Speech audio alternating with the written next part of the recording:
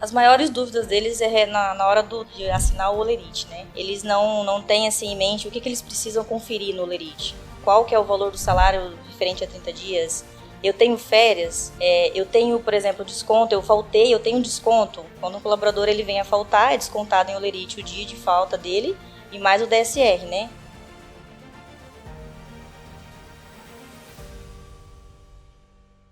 Direito, deveres e relacionamento entre empresa e trabalhadores na construção civil. Nos episódios anteriores, nós abordamos os temas saúde física e saúde mental, um tema que impacta bastante o mundo dos trabalhadores na construção civil. E hoje nós vamos conversar com a nossa amiga Jéssica Rodrigues, né, especialista em RH e departamento pessoal. Nós estamos aqui para conversar, explicar as dúvidas que os nossos colaboradores, os empregadores têm sobre esse departamento que é tão difícil de falar, né? Tanto é que me enroscou legal aqui para a gente começar e abrir esse tema, que para mim, de uma forma, tem importância, mas também tem as suas dificuldades, né? Até para fazer uma abertura de podcast, a gente tem as nossas dúvidas, porque a gente realmente enfrenta alguns desafios como patrão e como colaborador, né? Então, estamos aqui com a Jéssica, especialista, para ela estar explicando para a gente um pouquinho de cada detalhe, de todas as dúvidas que os nossos telespectadores possam ter em relação a esses departamentos, né? Jéssica, eu queria que você explicasse para a gente um pouco sobre esse departamento, o que ele faz e por que as pessoas confundem tanto o RH com recursos humanos. Você consegue passar essa explicação de início para a gente?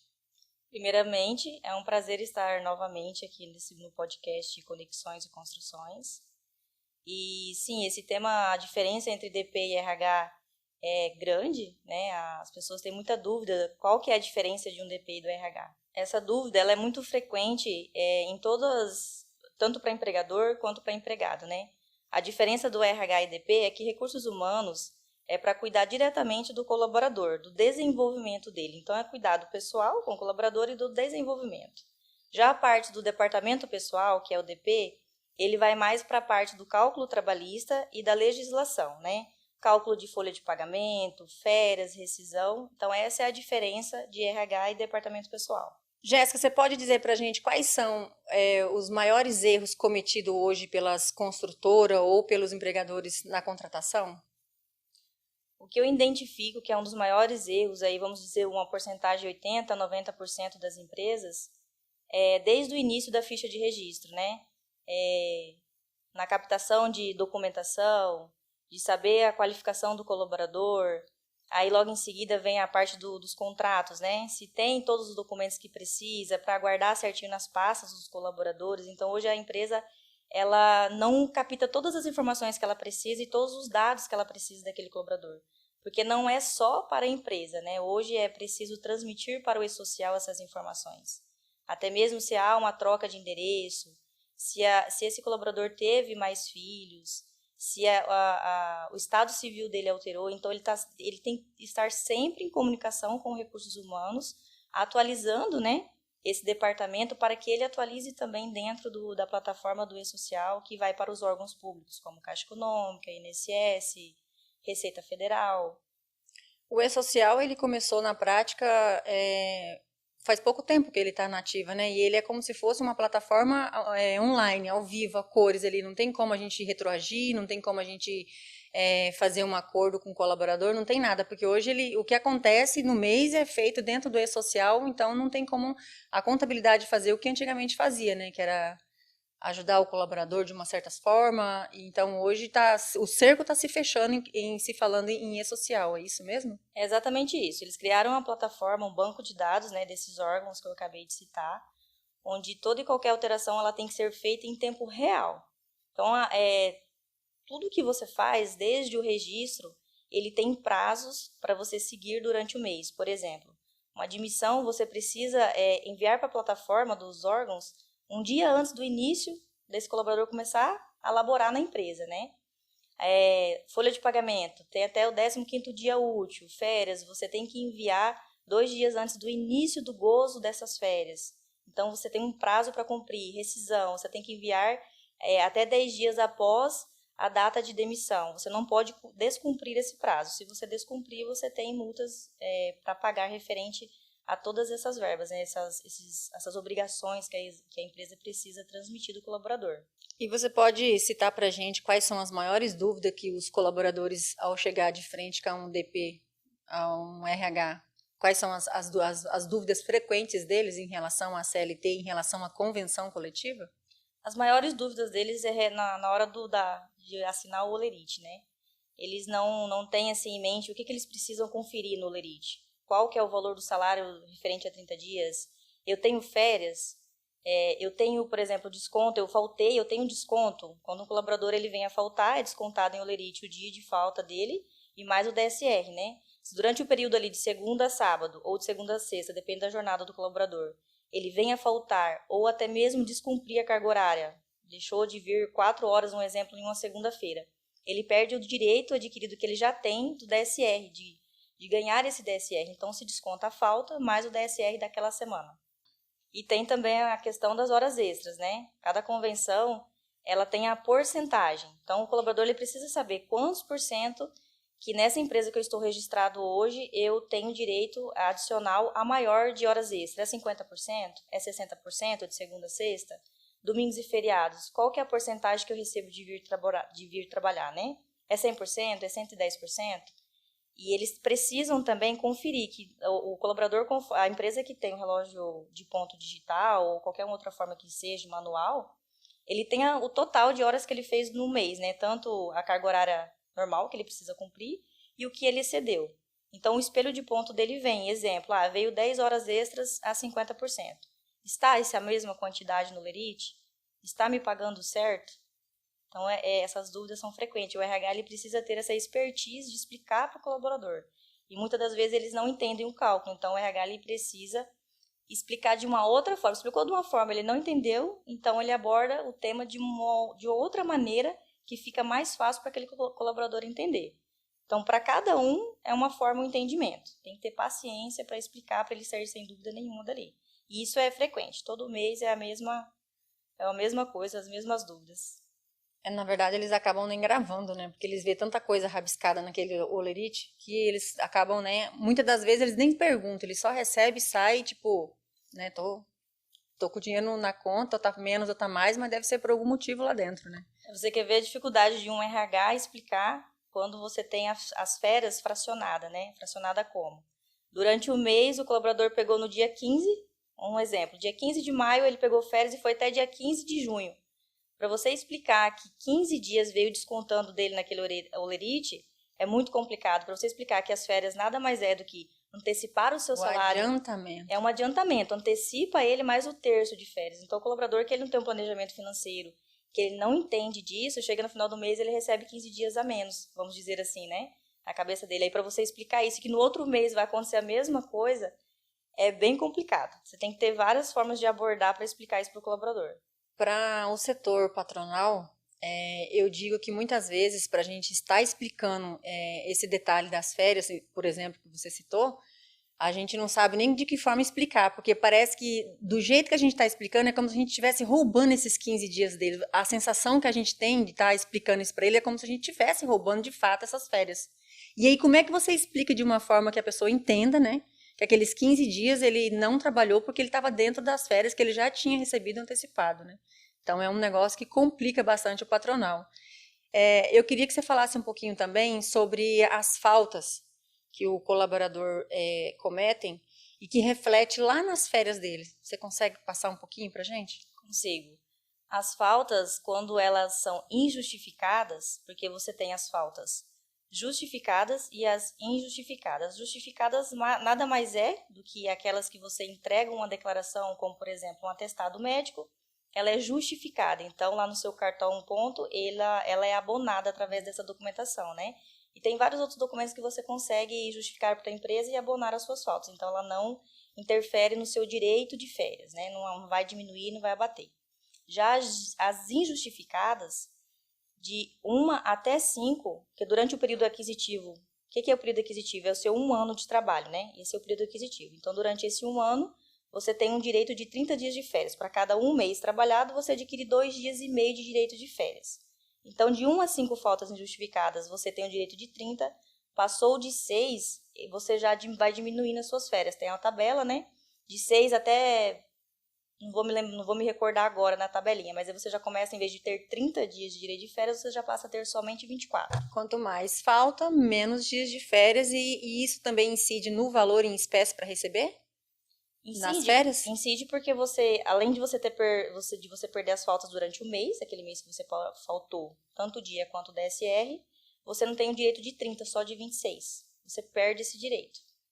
Então, nós não vamos brigar aqui com o lado laboral ou patronal, tá? Eu vou só fazer uma pergunta simples para você responder para todos os colaboradores e para todos os empregadores. Falar um pouquinho sobre os feriados. Esse ano está tendo muito feriado durante a semana. E isso, que nem a gente estava conversando antes, acaba atrapalhando mesmo o desenrolar da rotina da empresa, né? Uma fábrica, uma indústria, por exemplo, que tem ali prazo, tem toda uma entrega para fazer programada, esses feriados acaba, né, deixando a desejar, né? Mais para o lado laboral, como diz a Raquel, né? É um descanso merecido.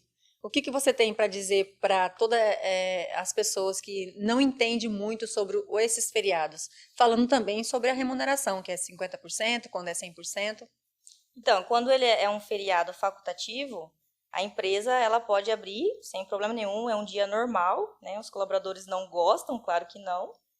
Porém, quando ele é obrigatório, se ele não for facultativo, ele é obrigatório. Obrigatório por quê? Tem na lei, tá na CLT? Tem na legislação, tem na CLT e tem alguns municipais que tem na convenção coletiva também. Mas se mesmo assim o empregador decide abrir e precisa que o colaborador labore naquele período, nada impede ele de fazer isso. O colaborador ele é acionado, né? Comunicado, e daí a empresa paga para ele o 100, ou depende da convenção, 110% referente àquele labor. Mesma forma quando trabalha aos domingos, né? O domingo é um direito dele do descanso, só que se o patrão precisou acionar ele para trabalhar naquele domingo, é só pagar o adicional de 100% e tá tudo certo. E a diferença, quando a gente fala de salário mínimo, que nem, né, o povo fala o salário mínimo, a diferença que fala o salário comercial, né, que hoje acho que está 1.620, se eu não me engano, né, para o salário que é na base da convenção coletiva. Qual que é a diferença desses dois salários, tendo ele na convenção? E explica também o que é a convenção, porque eu sei que tem muita gente que não sabe nem o que é a convenção coletiva. A convenção coletiva é uma associação, né, que foi feita em prol do colaborador. Também tem a convenção coletiva os sindicatos, ele tem o patronal e ele tem o laboral. Então, o laboral, ele faz uma média, que nem nós estamos falando da construção civil, né? Ele faz uma média de quanto cada função está recebendo. E sempre é maior do que o salário mínimo. E como eles defendem a categoria do trabalhador, é uma forma de oferecer um salário maior, é uma forma de ter mais benefícios para o colaborador. Tem convenção que eles colocam como regra que você precisa dar cesta básica. Eles colocam, inclusive, que não é qualquer alimento que pode estar na cesta básica. Eles colocam o produto que precisa estar lá. Não é só você é obrigado a dar uma cesta básica durante o mês para o colaborador, mas não é qualquer alimento que você pode colocar na cesta básica. Tem algumas que colocam lá do direito se o colaborador não teve nenhuma falta no mês, né? Que é da assiduidade. Então, tem mais uma porcentagem. Então, cada sindicato trabalha em prol desses colaboradores, em prol de assegurar os direitos que eles têm, né? Jéssica, na sua experiência, qual que é o maior conflito hoje entre as empresas e os colaboradores? Com toda certeza, a falta de comunicação clara. Mas você acha que essa falta de comunicação clara, ela está do lado do setor RH e recursos humanos? Ou ela está do patrão mesmo? Tipo, uma empresa, ela não vai, o patrão não tem tempo de ficar lá no setor, ela tem alguém específica dentro do setor, do departamento de DP e RH. Então, você acha que essa falta de comunicação está entre o patrão e o colaborador? Ou o setor? Isso é uma cadeia, né? Então, ela começa ali pelo patronal. O RH ele já deve ter ali suas políticas, normas e regras. E depois disso temos também os líderes, né? De cada setor, de cada área, de cada departamento. Esse líder ele precisa transmitir o que o empregador precisa que o seu liderado execute. Então, a gente percebe muito isso. O líder não explica ao seu liderado e acaba que dá conflito entre essas 3 áreas, né? Vamos dizer 4 áreas, seria o empregador, o RH, o líder e o seu liderado. Jéssica, continuando aqui com a nossa falta de comunicação entre o colaborador e o empregador, você acha que o colaborador ele tem que fazer a sua justificativa das faltas, ela é obrigação do colaborador? Ou como que fica essa comunicação entre patrão e colaborador em relação às faltas? Sim, ele precisa de forma clara e objetiva e em tempo hábil, né? Tem na legislação 48 horas um prazo para você entregar um atestado, justificativa, você precisa justificar até mesmo para a empresa saber se ela pode abonar ou não essa sua falta. Hoje, um dos maiores problemas dentro de uma empresa grande está relacionado à falta, né? Eu estava conversando com uma amiga essa semana e ela disse que chegou a ver um colega de trabalho dela, um engenheiro, que ele chegou nas obras, o homem tinha não sei quantas obras na cidade, e ele chegou nessas obras, não tinha um colaborador dentro dessas obras, em nenhuma das obras. Ele disse que ele estava assim para espumando, soltando vespa. Então, nessas horas que a gente se pergunta onde é que está, né, a comunicação, não só do patronal, né, do empregador, como também do colaborador, né?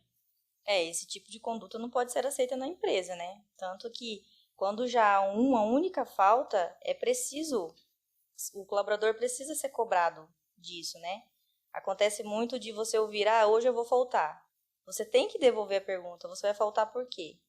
É um atestado médico? Sim, estou doente. Quem que pode trazer esse atestado ou laudar que esse colaborador realmente está doente? Somente o médico, então precisa de um atestado. Você precisa devolver a pergunta para o colaborador, né? Você está doente? Você já foi ao médico? Então você precisa ao médico, você precisa me trazer um atestado para justificar a sua ausência. Então, a falta justificável verbalmente, isso daí vai se o patrão aceitar ou não verbalmente, né? Porque por lei ela tem que vir laudada. E não deve aceitar. Se não tiver um laudo, se não tiver um atestado, se não tiver uma declaração, não deve ser aceito. Por isso que é um dos motivos que essa sua amiga foi nessa obra e não tinha nenhum colaborador lá. Provavelmente eles faltam e eles recebem normal. Uma empresa hoje, vamos falar de uma construtora, né? Que nós estamos falando da construção civil, então vamos falar de uma construtora. Uma construtora, quando ela começa a pegar os primeiros serviços dela, o cara ele tem prática, né, na construção civil, de construir as casas, mas ele não tem prática com a relação humana, com a relação, né, laboral. Então, o que acontece? Ele começa a contratar pessoas para trabalhar, ele é esposa ou só ele ou somente ele na construtora e chega ao ponto de quase nunca as empresas pequenas ter esse departamento para cuidar desses colaboradores. Então, o que eles têm? Só o olerite de contador e fica por isso mesmo, né? Então, eu acho que é uma dos problemas que mais acontece dentro das empresas, né? Porque pela falta de ter esse departamento para cuidar dos colaboradores, né? Porque querendo ou não, eu falo dos meus clientes. Os meus clientes são dodói. Eles não conseguem passar um mês sem ele receber uma visita do meu vendedor, do meu representante. Então, ele é dodói, ele quer atenção, ele quer carinho. O colaborador, da mesma forma. Então, ao mesmo carinho que eu tenho que ter com um cliente, eu tenho que ter com os meus colaboradores. Então, a gente tem que entender, de fato, né, o que é cuidar de cada um deles. Então, essa falta de ter esse departamento nas empresas, você acha que é um dos motivos que mais prejudica hoje o setor da construção civil? Com certeza. Hoje uma empresa ou um empreiteiro que ele não tem um orçamento para ter um RH atuante dentro, ele precisa entender de pessoas, ele precisa ser resiliente, ele precisa ter uma comunicação clara com esse colaborador. Às vezes ele tem ali de 10 a 20 colaboradores dentro de uma obra. Ele precisa entender as 10 cabeças para ele saber como que ele vai atuar. Você tem colaboradores que só de você bater no ombro dele e elogiar, pronto, você não precisa dar um aumento salarial, mas você já tem o outro, que se você elogiar, você pode elogiar o quanto que for, que para ele não vai adiantar de nada. Então, você precisa estar sempre revendo o salário daquele colaborador. Então, todo empregador ele precisa ter essa sensibilidade de identificar cada perfil para conquistá-los e tê-los junto, né? Ele tem que se sentir pertencente no negócio, ele tem que se sentir pertencente nessas obras.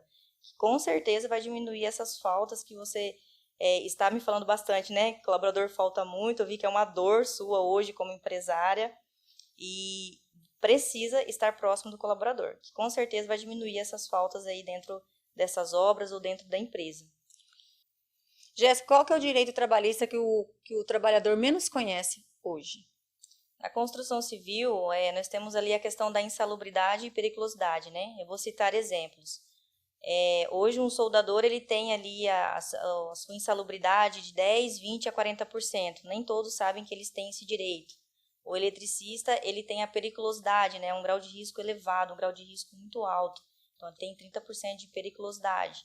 E isso ele é muito importante. As empresas precisam ter uma empresa especializada em segurança do trabalho, que faça essa medição em cada obra, que faça essa medição em cada empresa, para identificar, né? Tem algumas funções que só de você fornecer o EPI, você não precisa, o local ele deixa de ser insalubre ou periculoso, né? Mas já essas funções específicas de soldador, eletricista, não tem para onde correr, ele precisa receber esses adicionais, né? Inclusive, isso é importante para ele para o futuro.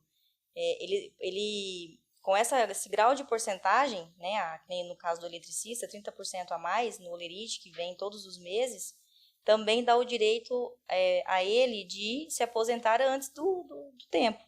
Não é como um servente ou um mestre de obras, né? Um ajudante. Jéssica, nós estávamos falando dos direitos trabalhistas até agora, né? Que os trabalhadores menos desconhecem. Agora vamos falar um pouquinho das obrigações que os trabalhadores menos desconhecem.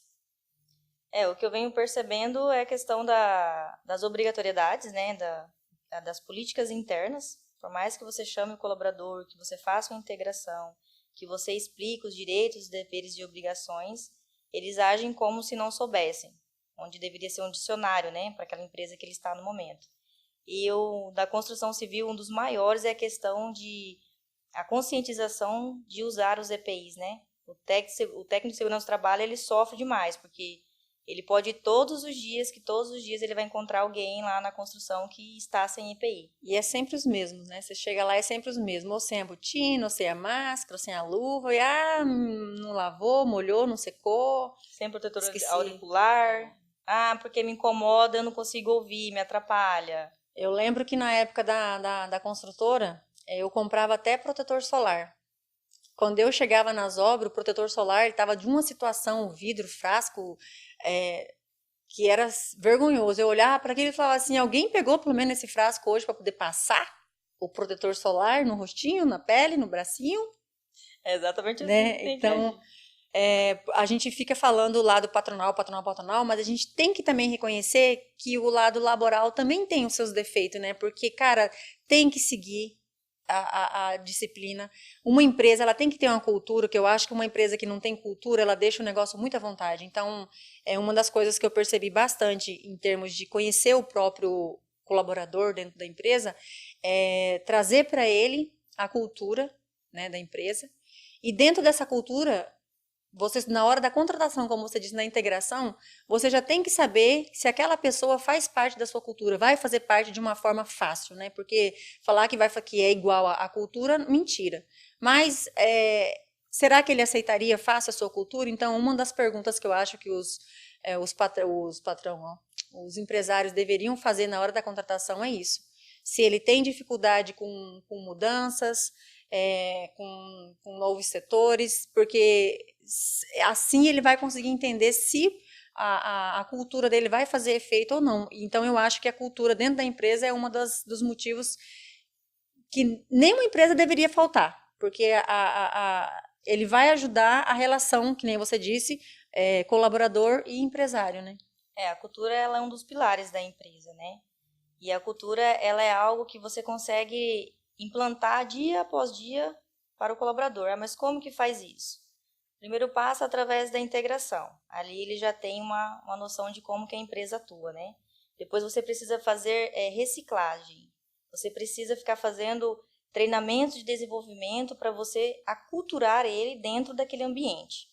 Aí tem, né, os colaboradores que eles têm mais facilidade de de se adaptar e outros não. Mas a empresa ela deve sempre estar pregando o que ela quer, pregando a sua cultura. Então ali é a mesma coisa a questão de missão, visão e valores, né? Ela tem que ser algo pensado e realmente o que é pregado ser transmitido e executado, né? Então a cultura você consegue com habilidades, com profissionais do departamento de RH, aculturá-los dentro da cultura da empresa.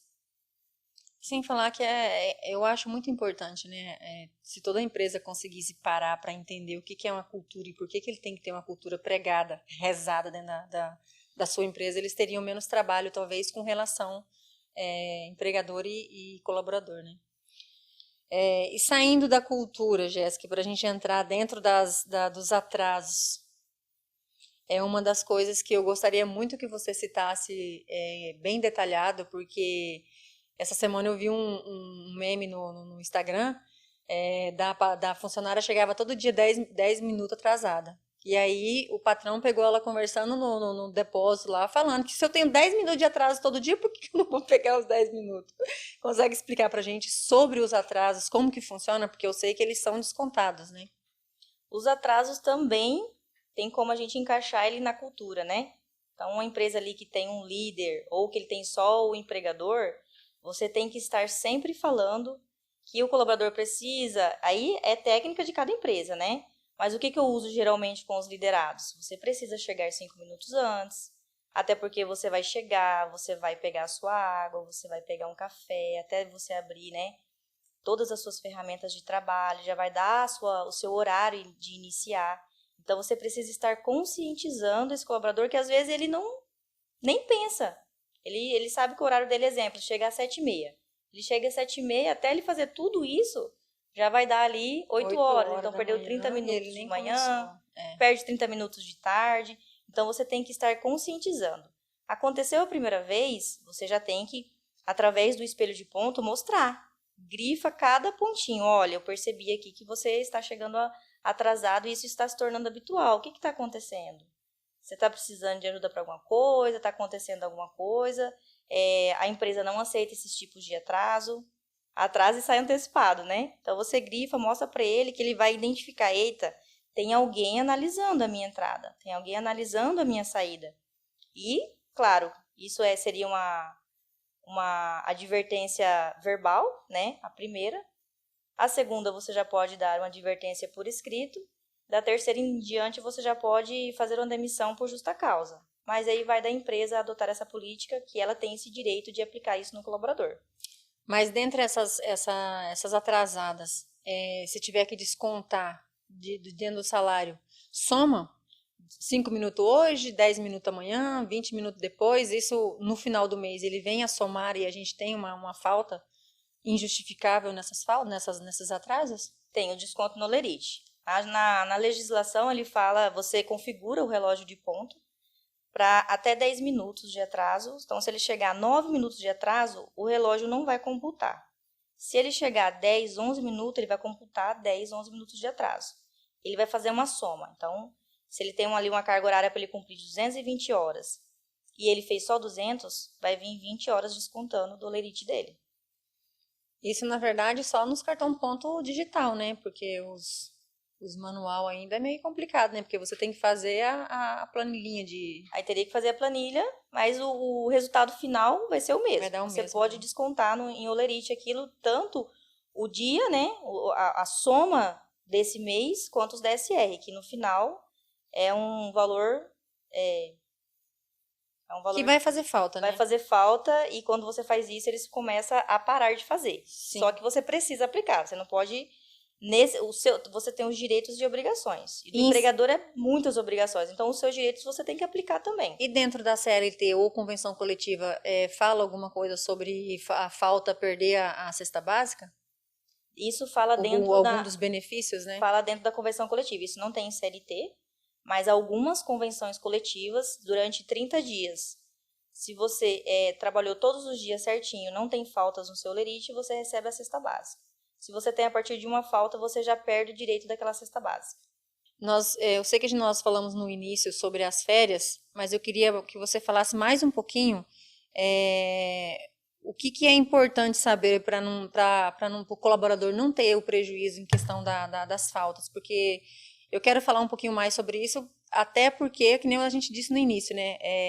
O cara recebeu antecipado, ele não recebeu um mês a mais, né? Então, o principal, e que todo mundo, assim, a maioria dos colaboradores não sabem, é que as férias, quem decide é o empregador. Então, a empresa decide quando aquele colaborador vai sair, vai gozar de férias, né?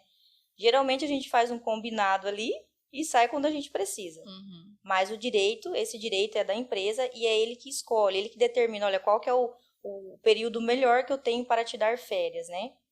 Então, durante um ano, que é o período aquisitivo, né? Você tem ali o direito de 30 dias de férias e se durante esse um ano, nesse período aquisitivo, você veio a faltar, também diminui do seu direito que você já adquiriu de 30 dias durante esse período, tá? Então, cada um mês trabalhado, você adquire o direito de 2 dias e meio. Então, você tem que estar conscientizando esse colaborador ou chegar no final, ele vai perguntar, né? Por que de 30 dias eu tenho direito só de 24? É devido às suas faltas, a empresa tem que ter um histórico desse colaborador, né? Se a empresa tem um RP, um sistema, ele mesmo faz isso automaticamente, ele mesmo abate automaticamente. E explicar para o colaborador, o correto é o RH, né? Como que, eu vou dar o direito para ele, vou deixar ele gozar de férias. Aí vem agora o direito do colaborador. A empresa também precisa comunicar ele, dar o aviso prévio 30 dias antes. Isso não é um costume, né? As empresas não fazem isso. Geralmente, vai sair semana que vem, aí calcula ali o aviso e o recibo e coloca para o colaborador assinar, né? Isso não é dessa forma. A legislação fala que você precisa entregar o recibo 30 dias antes, avisá-lo o dia que ele vai gozar, iniciar o gozo de férias dele. E depois, quando chega na data, depois de 30 dias, você emite o recibo e paga o colaborador. Quando esse colaborador vem assinar tanto o aviso quanto o recibo, você precisa explicar, suas verbas de férias tá aqui, você vai receber esse valor aqui, nada mais é do que a antecipação do seu salário, do seu mês. Aqui está o seu terço de férias e conscientizá-lo, né? Lembrando que mês que vem esse valor aqui vai vir descontado, não esquece que é um adiantamento, e isso ajuda ele a não se perder, porque o colaborador que ele se perde nisso é porque realmente ele não sabe. Saúde mental e qualidade de vida. Nos episódios anteriores, nós falamos sobre a saúde mental e a saúde física do colaborador.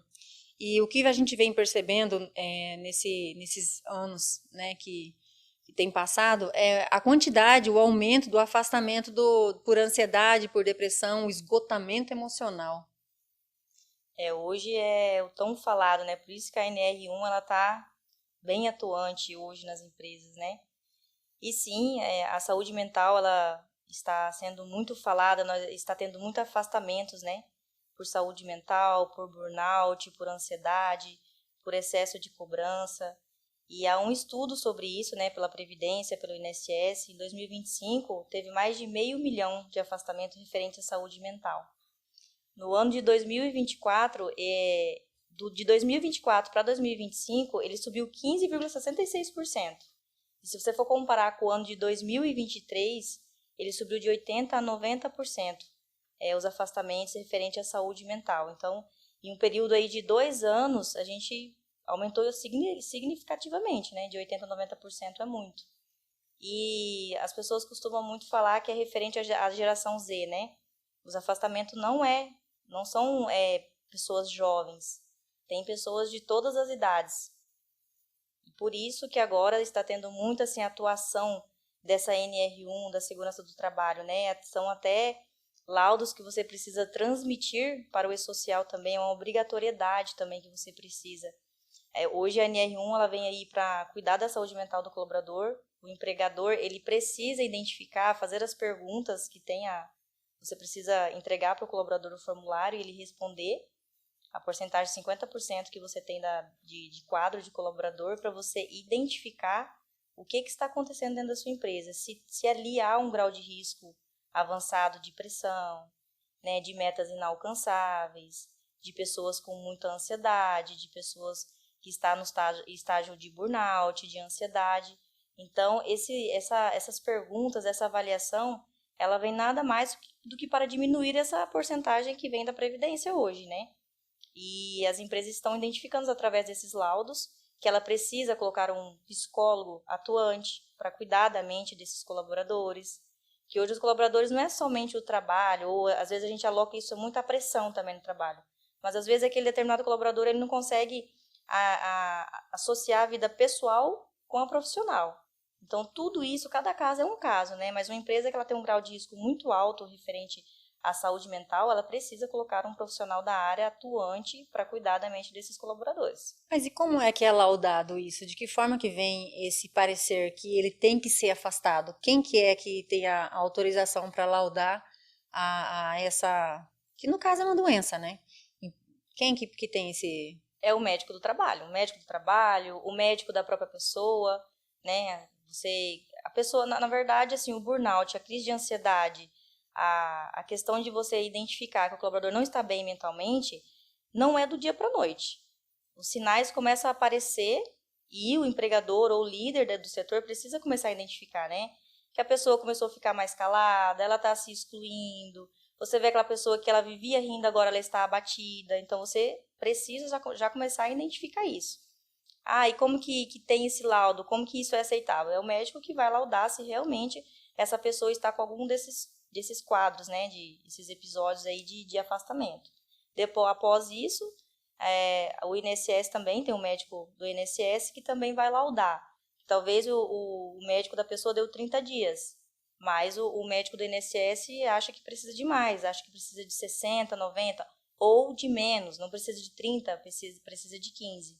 Só para a gente terminar, Jéssica, sobre a NR1, que a gente sabe que foi aprovada, já está em execução, né? Então, todos o patronal, todos os empresários têm que entrar já atuando, né? É obrigatório, né? Não é uma coisa que ele pode deixar para o lado, ele é obrigatório. É feito umas perguntas para os colaboradores, uma anamnese por completo com eles. Você acha que na hora que a segurança do trabalho pega esses questionários, é dali que começa a vir os primeiros para detectar quem que é a pessoa que pode estar com problema e quem não está? É através dessas primeiras perguntas? Porque eu não entendi muito bem, porque a integração da NR1 teve, mas é só essas perguntas que vai valer? Dali que vai começar a ver se a empresa tem colaborador com problema ou não?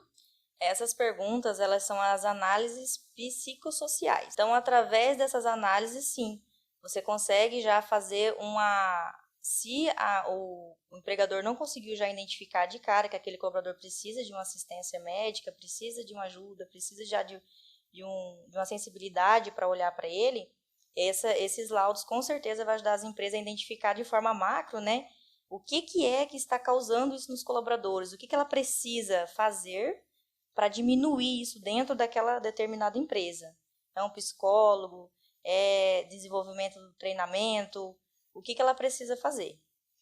E o que essas empresas pequenas, por exemplo, a gente estava falando das construtoras, né? Tem muitas construtoras aí que é micro, né? Então, o que você acha que essas empresas teriam que fazer para melhorar o ambiente de trabalho sem ter que fazer um grande investimento naquele setor?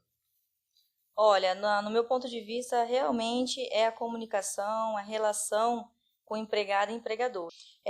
Eu estava ansiosa para chegar nesse bloco porque eu queria fazer essa pergunta para você. Você tem mais experiência, né, com todo esse povo aí, com todos os questionamentos que eles têm durante todo um mês de trabalho. Então eu pergunto para você assim: o funcionário endividado impacta o ambiente de trabalho? Com certeza impacta. Esse colaborador ele vai estar mais estressado, ele vai perder a produtividade, ele vai perder o foco. E me diz uma coisa, você não é obrigada a responder essa, tá? Porque não estava no nosso script. O financiamento que está sendo liberado para os colaboradores sobre o FGTS, que daí vem descontando em folha esse financiamento. Você sabe de alguma coisa sobre esse financiamento, que eu acho uma maluquice? Eu também acho, e esse adiantamento é um caos, né? Ele gera um caos, que você está falando do e-consignado, né? O colaborador vai lá, faz vários empréstimos via aplicativo, e daí quando você vai pagar esse colaborador, a empresa é obrigada a olhar esse financiamento, esse desconto. Esse financiamento, descontar em folha de pagamento, e quando você faz o pagamento... Ainda pergunta do que é. Por que eu não recebi nada? Tem colaborador que não recebe nada durante 2, 3 meses. Então, assim, é um caos que gera para o RH e que o banco passou essa obrigação para o empregador, né? Vamos dizer assim. Ter que ficar explicando o financiamento que você mesmo foi lá e fez. E quanto aos vales, você acha que isso é prejudicial ao colaborador ou ele vem para auxiliar ele de fato? As quinzenas, os vales, o adiantamento salarial? A quinzena, que é o adiantamento salarial, eu vejo como um benefício para o colaborador. A empresa que faz isso tem que ter uma rotina. Uma vez feito, é feito sempre, né? Tornar isso uma cultura dentro da empresa. Habitual. Agora, já a questão do colaborador ficar pedindo adiantamento fora isso, vale fora isso, vira só uma bola de neve, né? Eu não vejo como benefício, ajuda ali de momento, mas se é recorrente, vira uma bola de neve. E quanto aos trabalhadores, de que maneira que eles podem melhorar a sua vida financeira? Você dá algum conselho para esses trabalhadores? Sim, planejamento financeiro. O colaborador ele tem que ter noção de quanto que é a receita dele, quanto que é a despesa dele, né? Fazer a velha planilha, né? Planilhar tudo que tem de receita e tudo que tem de despesa. Muitas vezes o cara não planeja nem uma furada de moto, uma furada de bicicleta, né, de pneu, e aí vira aquele transtorno. Aí você precisa ter as suas reservinhas ali, né? Porque a furada de pneu é o sinistro, né? Quem que espera para um sinistro? Ninguém. Então você precisa ir deixando umas reservas para quando acontecer essas situações. E você acha que isso é um dos maiores erros, financeiramente falando, sobre tanto para o colaborador quanto para o empresário? É um dos maiores, um dos erros maiores que existe? E se falando na vida financeira? Tanto para o empregador, quanto para o empregado, quanto para a empresa, né? E o que você acha, Jéssica, sobre o futuro das relações de trabalho? O perfil do trabalhador, ele mudou nesses últimos anos? Ele mudou. Hoje as pessoas elas pensam mais no propósito, né? No desenvolvimento profissional, e na qualidade de vida. E o que os jovens profissionais procuram hoje em uma empresa? Eles procuram muito o equilíbrio entre vida pessoal e profissional, crescimento, tecnologia. Por isso que hoje a gente ouve tanto falar sobre as IA, né? Hoje é muito difícil um jovem aí que tudo que você pede para ele, um projeto, um planejamento, ele já joga na IA e ele consegue te entregar em um prazo bem mais rápido do que a gente tinha costume de fazer, né? Então, você precisa ter isso e fornecer isso para esses jovens. Voltando aqui, já que você falou da inteligência artificial e de tecnologia, como que as pessoas vão criar novas oportunidades? De que forma que eles podem usar a nova IA para criar essas novas oportunidades? Com a chegada da IA, ela transformou funções, né? E essa transformação de funções, o colaborador ele precisa estar preparado também. E eu acho que a juventude, eles estão meio que deixando isso a correr solto de uma maneira que vão acabar prejudicando a eles e não ajudando, né? Porque, como diz, ela vai auxiliar você, né? Em termos de tecnologia, a você ganhar mais tempo, a você ter um controle melhor, você planejar, ter um planejamento mais organizado, né? E se os jovens hoje não conseguir e resolver colocar a IA fazer o que eles teriam que fazer, isso não vai dar bom, né? Isso não é bom para o desenvolvimento pessoal, né? Mas eu também sou a favor da IA nas empresas, na vida pessoal e facilita bastante a vida, só que a pessoa ela precisa entender qual que é aquela IA que ela está executando, né? Não simplesmente jogar um projeto lá e ela resolver para você, ou você jogar um estudo lá e ela resolver para você. Então eu entendo que a IA ela veio para ajudar mesmo, eu entendo que ela é um benefício hoje na nossa geração. Estamos chegando, né, encerrando mais um episódio, né, um bate-papo legal com você, Jéssica. Eu queria que você falasse um pouquinho, se fosse para você dar um conselho para os trabalhadores da construção civil. Que conselho seria esse? Bom, como é um conselho, eu aconselharia vocês a investirem em conhecimento. Quanto mais conhecimento vocês adquirirem, mais vocês vão estar dentro do mercado de trabalho. E para os empresários? Qual que é o conselho que você daria para os empresários hoje?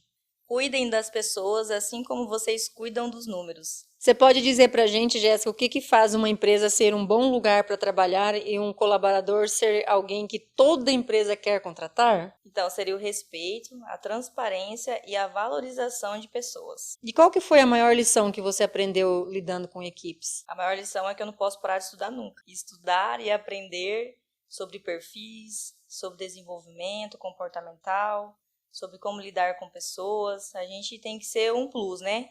psicólogo, segurança do trabalho, RH, DP, empresário, empregado. E até para você mesmo, né? Porque muitas vezes você tá com a mente tão ligada a um ponto só que quando você acorda para a realidade, o negócio já virou uma expansão, né? Aquele problema já cresceu, você já tem que apagar fogo numa mata seca, né? Então, assim, quando chega esse momento, você precisa realmente parar o que você está fazendo, dar a devida atenção, escutar, aconselhar, tentar entender o que está acontecendo. E isso foi difícil para mim aprender isso, a conseguir fazer isso. Às vezes a gente está com nossos problemas também, né? A gente tenta deixar da porta para fora.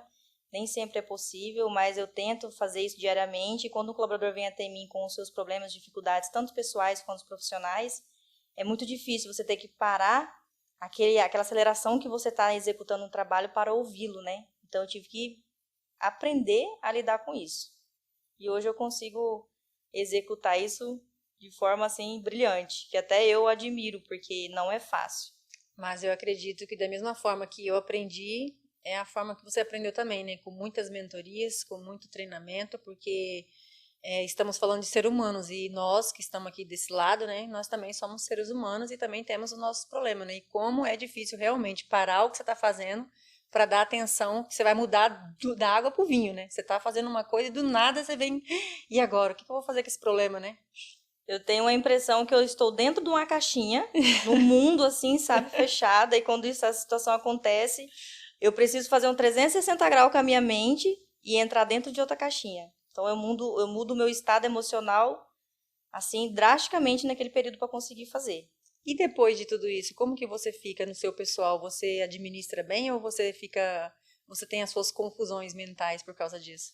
Não tenho confusões mentais, mas com o passar do tempo, do dia, as pessoas que percebem que eu executo isso, que eu faço isso com pessoas, eu escuto elogios de outras, né? Já teve casos, eu vou citar um caso aqui, um exemplo do que aconteceu. Tinha ali uma batotinha de colaboradores na Copa da Cozinha e uma das pessoas falou mal de mim, né? E daí chegou uma outra pessoa e falou assim, mas foi aquela pessoa, foi ela que te aconselhou a procurar um psicólogo, o que você deveria fazer no seu momento mais difícil. E essa pessoa que jogou uma palavra, né, para tentar começar ali um problema, já uma confusão na empresa ou fofoca, ela reconheceu e falou, nossa, é verdade, foi ela que me ajudou no momento que eu mais precisei. No momento de confusão, eu fui até ela me aconselhou, eu procurei um psicólogo e hoje eu estou com a minha vida melhor, que a confusão que ela tinha naquele momento era entre ela e o filho, né? Então, assim, isso é uma das histórias, mas eu escuto muitas pessoas falar, como que você consegue fazer? Então, isso eu adquiri no decorrer, né, do tempo, estudando, me aperfeiçoando, porque eu não tinha isso, eu tinha dificuldade no início. Hoje, não mais. Mas claro que às vezes eu estou ali num estado muito concentrada e me causa um desconforto, mas logo eu consigo, que nem eu disse, né? Sim. Sair dessa caixa e me colocar totalmente dentro dessa caixa. E daí quando acaba o episódio, eu consigo atuar e aconselhar a pessoa, eu volto para outra caixa novamente. Aquela respirada boa, enxuga. Mas dizer que é fácil não é. Eu acho que até por isso que nós temos os profissionais de psicologia que realmente ele atua fazendo só isso, né? Mas é preciso, a gente precisa ter essa habilidade, a gente precisa ter essa sensibilidade, né, essa resiliência de entender, de dar o feedback para o colaborador, tanto positivo quanto negativo, e mostrar que você está olhando para ele, né? Até porque as pessoas não são robô, né? Sim. Vou chegar ao ponto final, fazendo uma última perguntinha para você, tá? O que é mais importante para construir uma empresa forte? Máquinas, dinheiro ou pessoas? Pessoas, porque elas que fazem as máquinas funcionarem, o dinheiro girar e os resultados serem atingidos. E chegamos a mais um final do episódio. E para todos que tiverem dúvidas a serem esclarecidas, o que a gente não conseguiu esclarecer aqui agora, Jéssica, como que a gente pode estar sanando essas dúvidas para os telespectadores? Para aqueles que ficaram com alguma dúvida, pode deixar as perguntas aqui nos comentários que eu estarei respondendo logo em seguida. Obrigada a todos que nos assistiram até aqui, que vocês possam compartilhar um pouquinho do nosso conhecimento, né, que foi passado aqui. Deixem o seu like, compartilhem e se inscrevam no canal. Conexões e Construções. Até mais!